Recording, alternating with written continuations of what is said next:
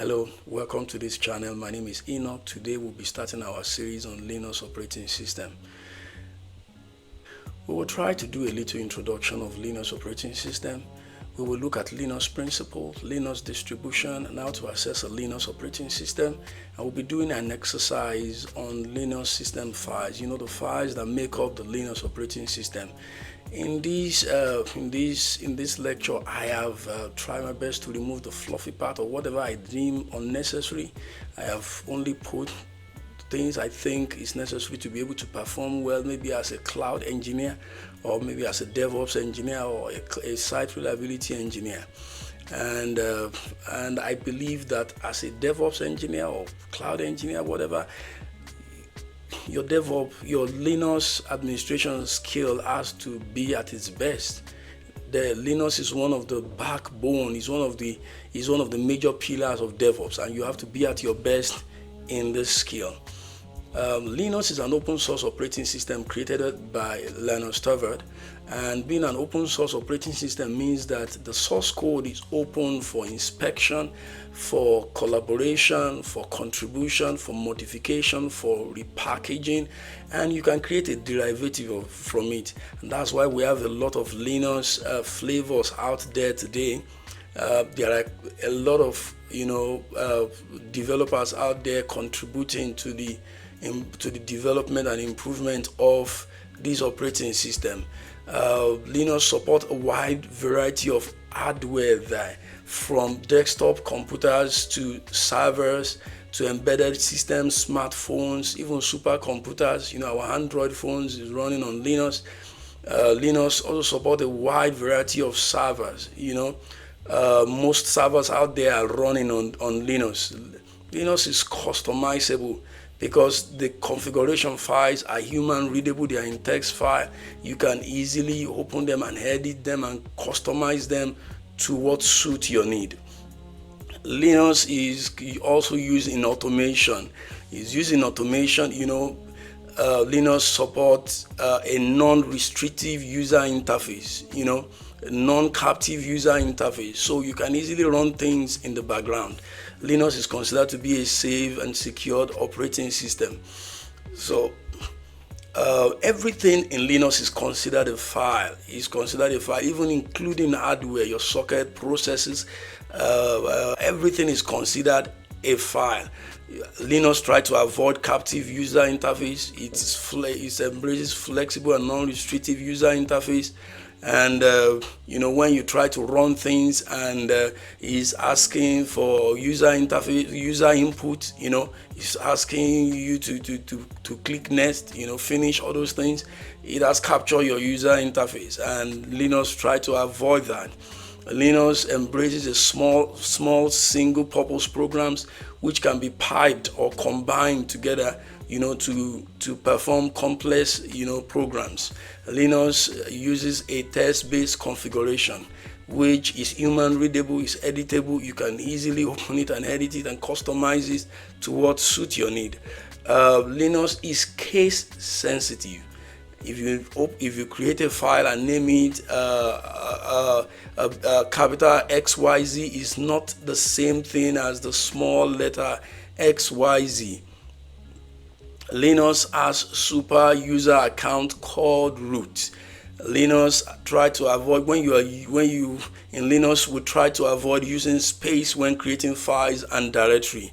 Linux is mostly command line interface. It is not a graphical user interface. You will mostly be using your keyboard to give commands, and do whatever you have to do. There is a lot of distributions, in Linux. And when I talk of distribution, if out there you will see Linux distros, Linux flavor. They are all saying the same thing. I will just talk about the most popular ones. We have Red Hat Enterprise Linux, RHEL, which is created by Red Hat. It is considered to be one of the most stable and reliable and secure Linux operating systems out there. It has long-term support and enterprise level features. We have Ubuntu. Ubuntu is one of the most popular Linux operating systems. It's open source. You don't have to pay for it. It's one of the most popular, and it's known for its ease of use, an extensive software repository, strong community support, and regular release cycle. We also have CentOS. CentOS or CentOS. Some people call it CentOS. CentOS is an abbreviation for Community Enterprise Operating System. CentOS is open source and is a clone of RHEL. Is created so that to give users, the same experience as RHEL. We have Fedora. Fedora is a community sponsored, is a community community project sponsored by Red Hat. It has cutting edge features and innovation. It has options for desktops and server. Ubuntu too has options for desktop and server. We also have Debian. Debian is known for stability, robust package management system, and commitment to free and open source software principle. We have OpenSUSE, which is user friendly, is flexible. It is developed and maintained by OpenSUSE project, a community driven effort. We also have Alpine Linux. Alpine Linux is known for its small size, simplicity and security oriented design. And that's why it's often used in containerized application. Because it's considered lightweight and is very secured. We also have Kali Linux. We have Linux Mint, which is a downstream of Ubuntu, and so on and so forth. We have several distributions. I'm just giving you a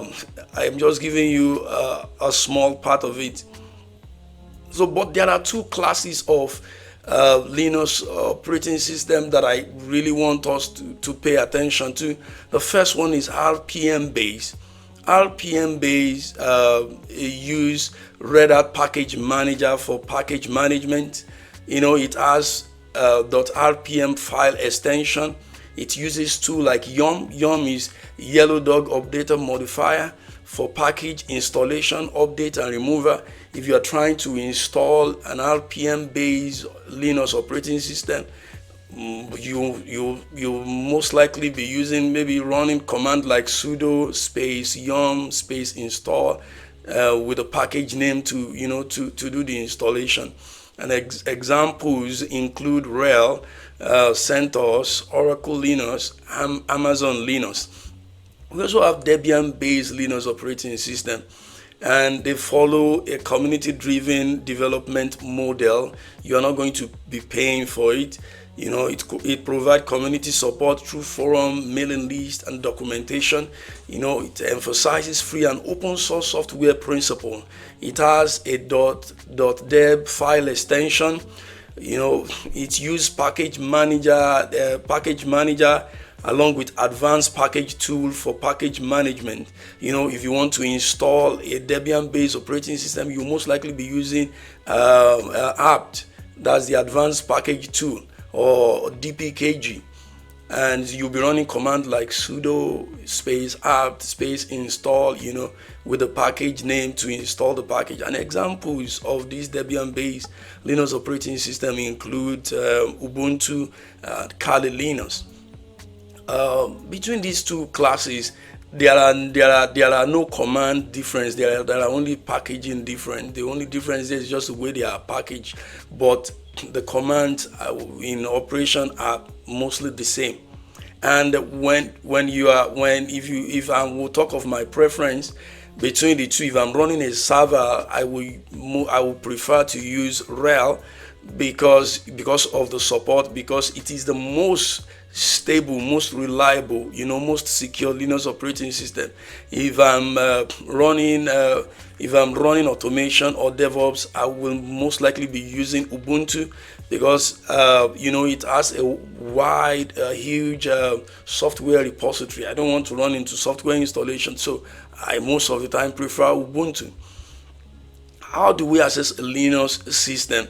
We can access it in two ways, either through a console or by using SSH or a POTI client. But if you are using a PC from Windows 10 upward, you don't need to install PuTTY client again. SSH comes with this operating system.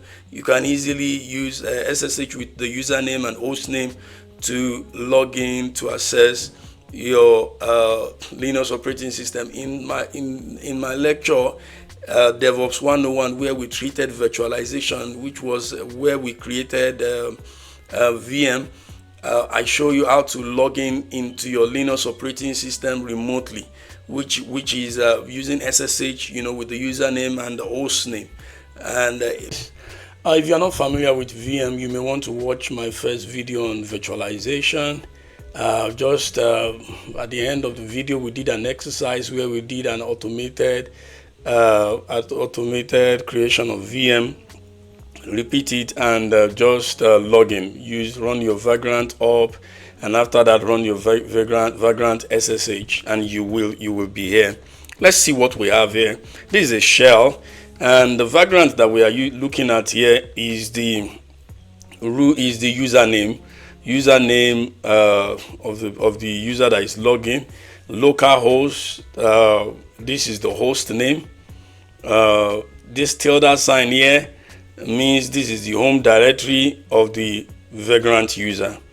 The shell that you are looking at, the $sign that you are looking at here, means this is the normal user shell. If I run print working directory pwd, you will see that I'm in the home directory of Vagrant. If I run who am I, you will see that I'm Vagrant. All right, so that's that. If I run sudo -hi, it will change to the root user. Vagrant user has the permission to change to the root user. You can see that the username has changed to root. The localhost is still localhost. That's the host name, which we can change. The tilde sign means that this is the home directory of the root user. This is the root user's home directory. You see, the $sign has changed to hash. This is the shell. This hash sign means this is the shell of a root user. All right, let me clear my screen. Now, our exercise is based on the Linux system files, and the Linux system files start from slash. So it's called the root directory, and is the topmost directory of the Linux file system. Let me show you in the shell.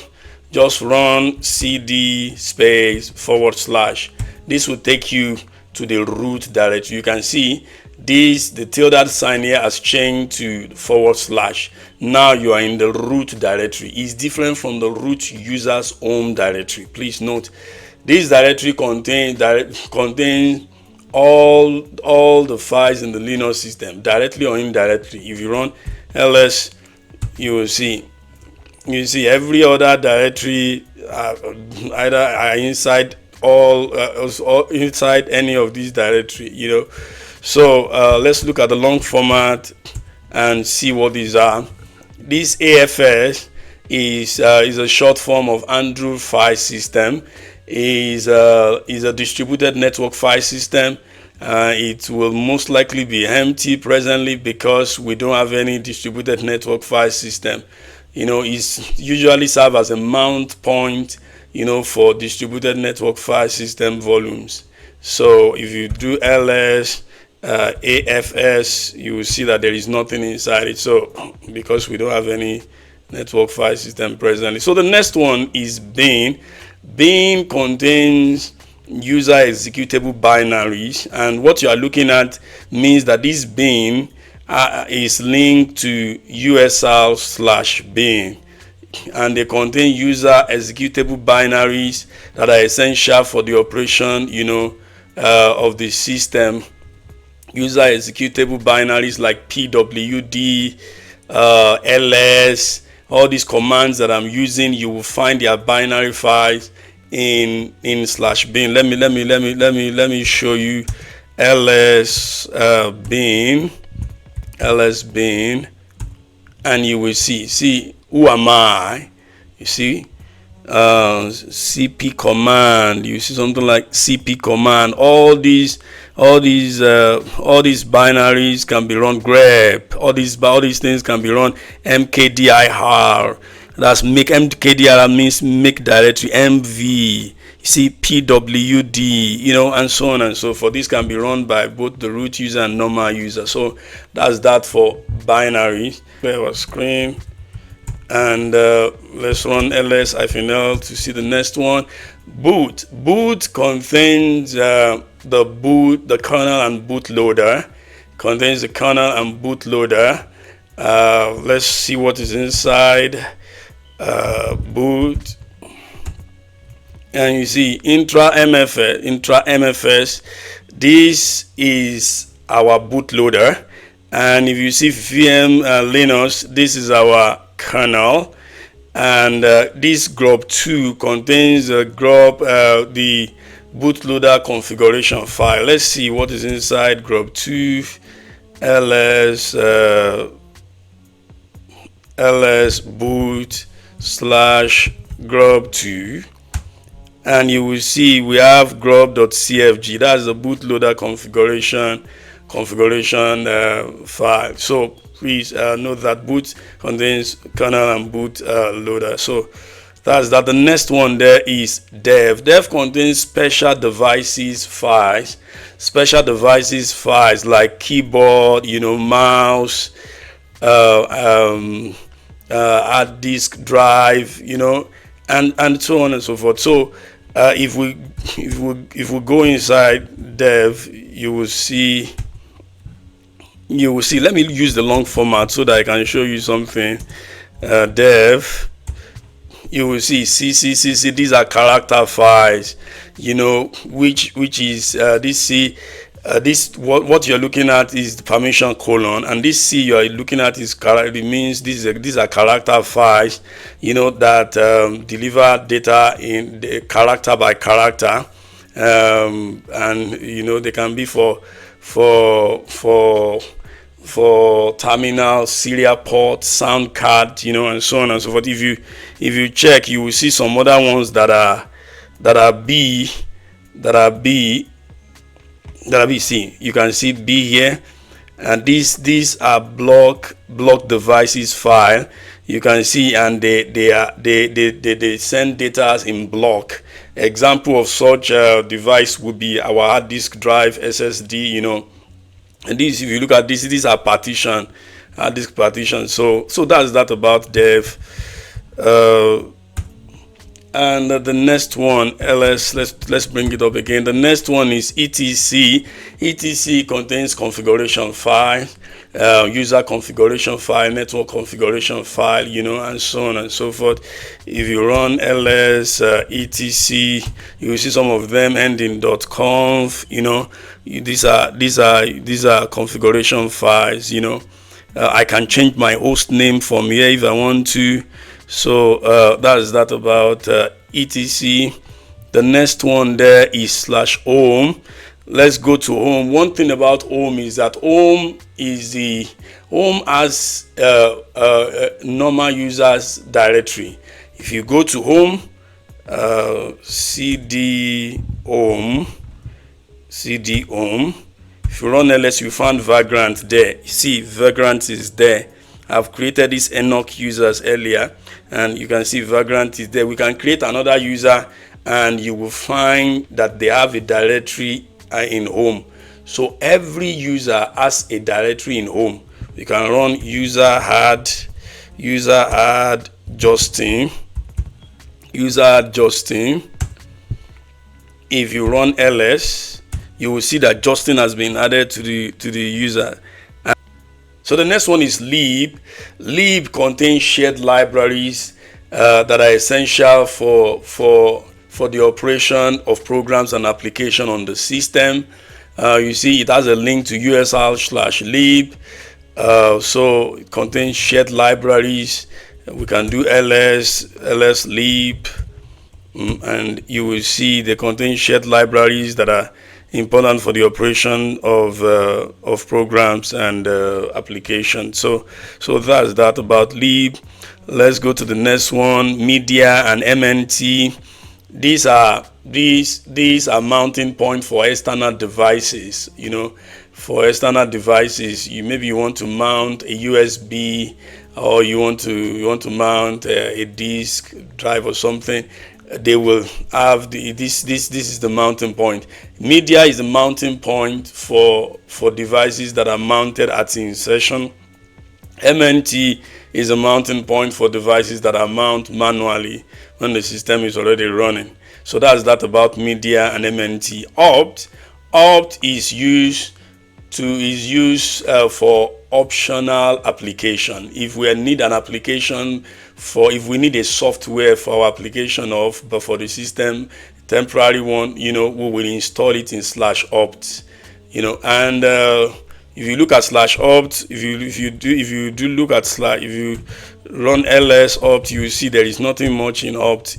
But if I want to install any software for maybe my automation, I usually install them in opt so that it can be available to all the user in the system. And the next one is proc. I will take proc and cs. They contain running processes. They show some things that is going on in the system presently. You will see something like uptime. Let me show you ls proc. Contain running processes, that are usually gone when the system reboots. You see something like uptime there.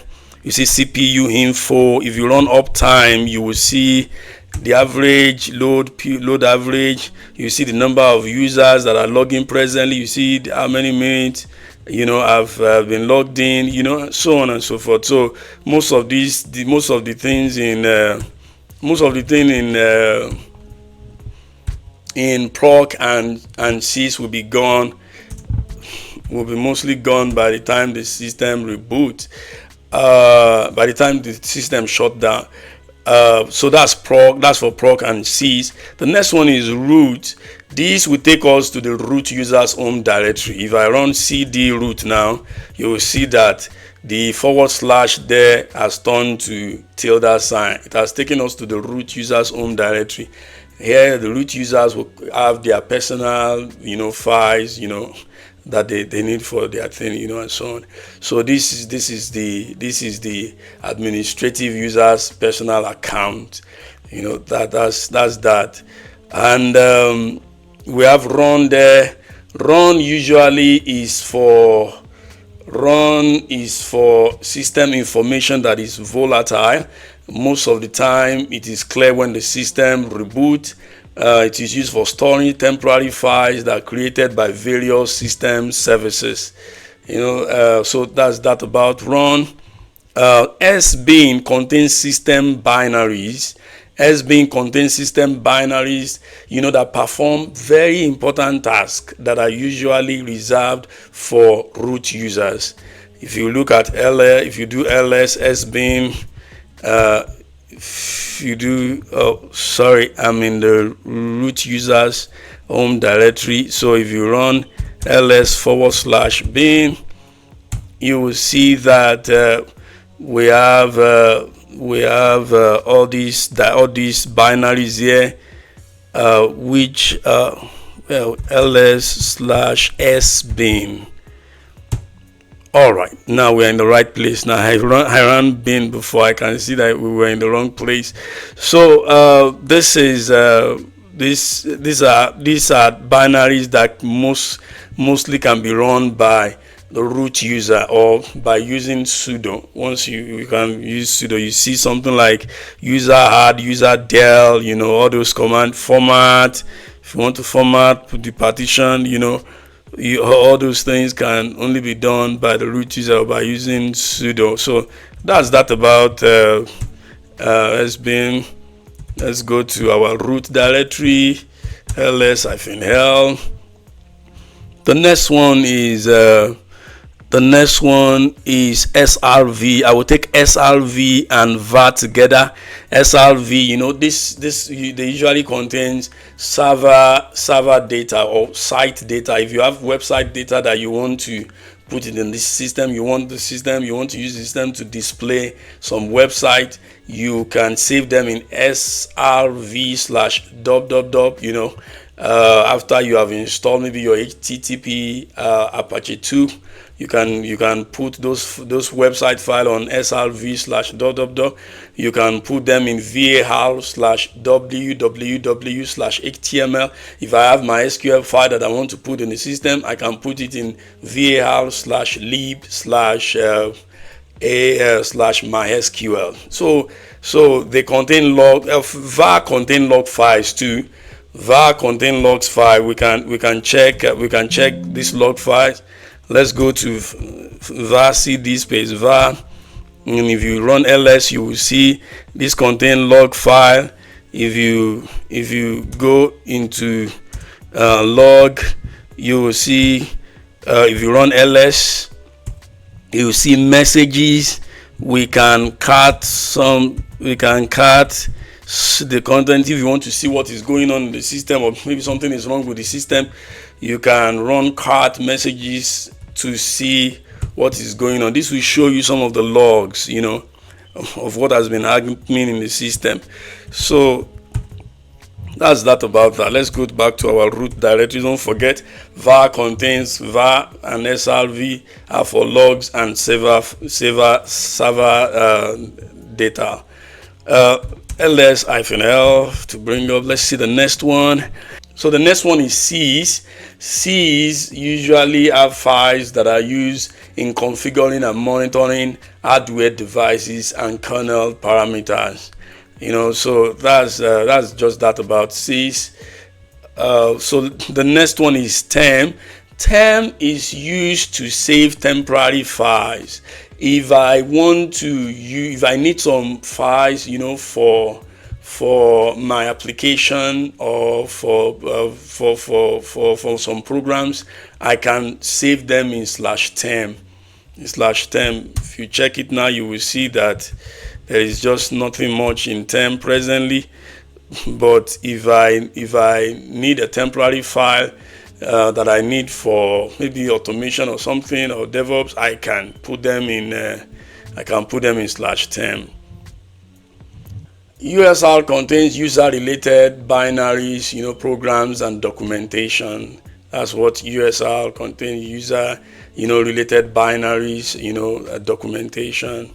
That's just that about USR. Vagrant only contain, this Vagrant just contain, you know, our Vagrant file. If you go into Vagrant, you will see ls. You will see it only contains our configuration file that we use to create the VM. So that's that about the Linux file system. Don't forget, in summary, let me exit from the root user. Now we are back in Vagrant user. Don't forget, this is the normal user. A normal user will always have their home directory in /home. We have a directory in /home.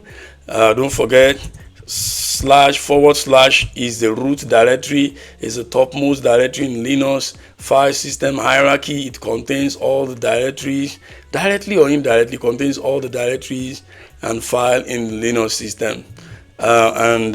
You have your root directory, which you can simply run sudo -i, you know, to sudo -i to change to.